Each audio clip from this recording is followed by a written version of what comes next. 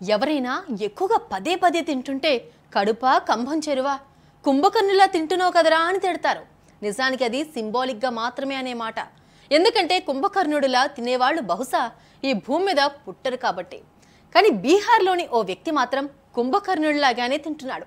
అందుకే ఆయన్ను అందరూ కలియుగ కుంభకర్ణుడు అని పిలుస్తున్నారు. అసలు ఎవరా వ్యక్తి, ఏంటా కథ?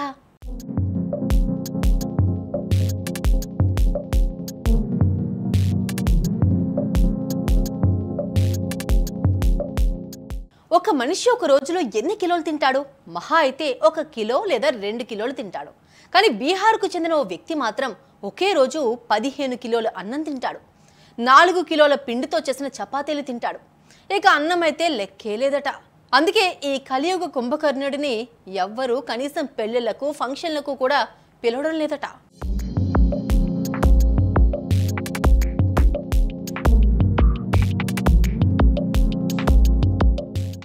బీహార్కి చెందిన రఫీక్ మహా తిండిపోతు. ఈయన బరువు ఏకంగా 200 కిలోలు.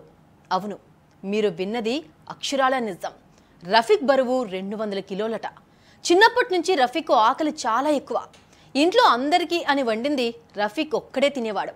అయితే హాస్పిటల్కి తీసుకెళ్లగా ఏదో సమస్య వల్ల ఇలా తింటాడని డాక్టర్లు చెప్పారు. అలా చిన్నప్పటి నుంచి ఎక్కువగా తినడం వల్ల 200 కిలోలు పెరిగిపోయాడు రఫీక్. దీంతో అందరూ ఆయన్ను కలియుగ కుంభకర్ణుడు అని పిలుస్తున్నారు.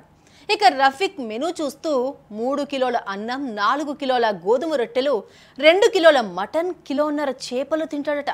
అంతేకాదు రోజుకి 3 లీటర్ల పాలు కూడా తాగుతాడట రఫీక్. ఇక ఇవన్నీ చేసి పెట్టేందుకు ఒక్క భార్యకు ఇబ్బంది అవుతుందని రఫీక్ రెండో పెళ్లి కూడా చేసుకున్నాడట.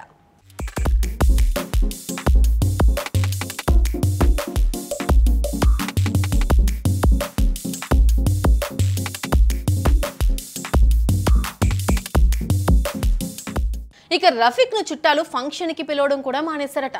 అంతేకాదు రఫీక్ అంత వెయిట్తో నడవలేకపోతూ ఉండడంతో ఒక బుల్లెట్ కొనుక్కుని దాని మీద ఊరంతా చక్కర్లు కొడుతున్నాడట. అయితే ఆ బరువుకి ఒక్కోసారి ఆ బుల్లెట్ కూడా ఆగిపోతుంది. పాపం ఆ బుల్లెట్ ఎంత బరువుని మోస్తుంది పాపం.